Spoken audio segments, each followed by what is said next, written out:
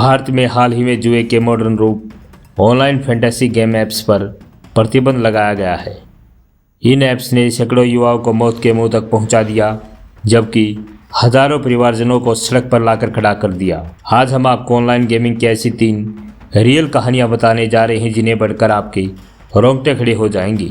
परिवार के लिए विलेन बन चुके इन 3 कहानियों के हीरो गंभीर मरीज की हालत में KGMU लखनऊ के हाई साइकेट्रिक डॉक्टर अमीन नकवी के पास ले जाए गए थे।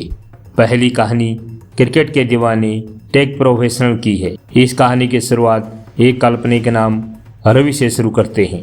रवि शुरू से ही पढ़ने लिखने में होशियार युवक था। उन्होंने B.Tech किया हुआ था।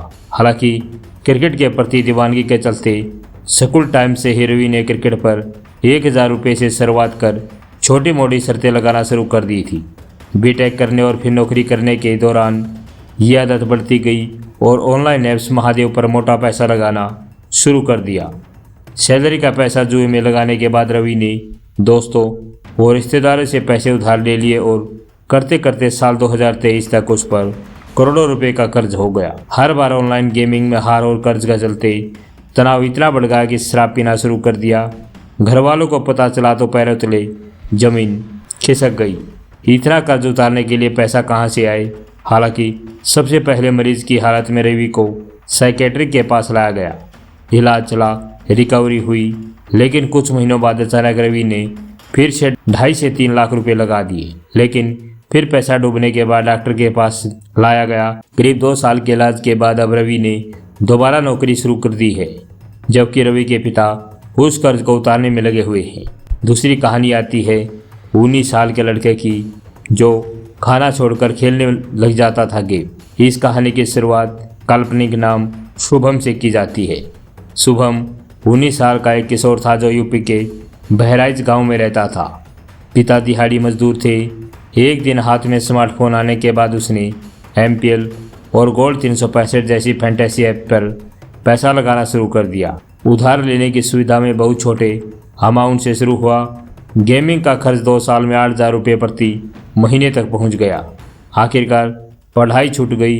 परिवार को इसकी जानकारी हुई तब तक मोटा पैसा कर्ज के रूप में सिर पर रखा हुआ था। परिवार से रिश्ते बिगड़ने लगे और युवक हर समय पैसे की चिंता और गेम की लत में ऐसा खो गया कि शराब और तंबाकू का सेवन भी शुरू कर दिया। एक दिन हालत इतनी बिगड़ गई कि डॉक्टर के पास लाना पड़ा। डॉक्टर नकवी को पता चला कि लड़का घर के राशन पानी के पैसों को भी गेम्स में लगा देता था। यदि तीसरी कहानी की बात की जाए तो बाप बेटा मजदूर थे, सिर पर लाखों का कर्ज था। यह कहानी 29 साल के उस व्यक्ति की है जो काफी गरीब था। पैसे की तंगी के बावजूद असगर ने, जो कि काल्पनिक नाम है, ने शुरुआत में ड्रीम 11 पर 49 की शर्त लगाई। लेकिन 5 साल में यह सिलसिला रोजाना 20 से 25,000 रुपये तक बढ़ गया। रोजाना इतने पैसे ऑनलाइन गेम्स में हारने के बाद उस पर 15 लाख रुपए का कर्ज हो गया। इसने दोस्त, परिवार, जानने वाले और रिश्तेदारों से पैसा उधार ले लिया। जब कहीं से नहीं मिला तो चोरी करनी शुरू कर दी। परिवार में क्लेश, हर वक्त तनाव और तंगी में शराब पीना शुरू कर दिया। जुआ और शराब दोनों ने मिलकर असगर को बर्बाद कर दिया। दूसरे को बढ़ावा देते रहे। हालांकि डॉक्टर के पास लाया गया और इसका इलाज अभी चला हुआ है। ये तीनों कहानियां बताते हैं कि ऑनलाइन गेम्स ने पढ़े लिखे से लेकर अनपढ़, गरीब और अमीर सभी को बर्बाद किया है।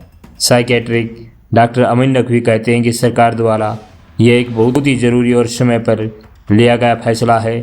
मैं एक डॉक्टर होने के नाते खुद देख चुका हूँ कि ये ऐप्स सिर्फ टाइम पास नहीं है, बल्कि यह एक खतरनाक आदत बन जाती है जो इंसान और उसके परिवार की जिंदगी बर्बाद कर सकती है। डॉक्टर नकवी कहते हैं कि अब विज्ञान भी मान चुकी है कि ऑनलाइन गेम्स या जुआ सिर्फ एक बुरी आदत नहीं बल्कि एक बीमारी है। ये एक ऐसी ही लत है जैसे शराब, तंबाकू और ड्रग्स हैं। जुआ भी हमारे दिमाग के डोपामाइन सिस्टम को प्रभावित करता है। जुए की जीत से दिमाग में खुशी का सिग्नल आता है और इस लत में व्यक्ति पैसा लगाता जाता है और नुकसान उठाता जाता है। यह लत इतनी खतरनाक है कि युवा इसके चलते आत्महत्या भी कर रहे हैं। खेल खेल में शुरू हुई ये लत बहुत घातक बन जाती है। अगर इसे पूरी तरह नहीं रोका गया तो यह महामारी बन जाएगी, जिसका खामियाजा सिर्फ खेलने वाले को ही नहीं बल्कि पूरे के पूरे परिवारों को झेलना पड़ेगा। डॉक्टर नकवी बताते हैं कि नेशनल लाइब्रेरी ऑफ मेडिसिन के एक अध्ययन के अनुसार एक बार ठीक होने के बाद भी इस लत के दोबारा लगने की चांसेस की दर 43.7% हो गई है, जो बहुत चिंताजनक है। दोबारा ये लत न लगे, इसके लिए जरूरी है कि मरीज कुछ बातों का ध्यान रखे। नंबर 1, अकेला ना रहे। नंबर 2, नई आदतें या हॉबी विकसित करे। नंबर 3, अपनी फाइनेंशियल बाउंड्रीज तय करें। नंबर 4, गैम्बलिंग ऐप्स और वेबसाइट पर एक्सेस को हटा दें। नंबर 5, रोज़ाना व्यायाम करें। नंबर 6, प्रोफेशनल की मदद लें। दोस्तों, आपकी नज़र में क्या ऑनलाइन गेमिंग ऐप्स को बंद करना सरकार का सही फैसला था? कमेंट बॉक्स में ज़रूर बताना। धन्यवाद।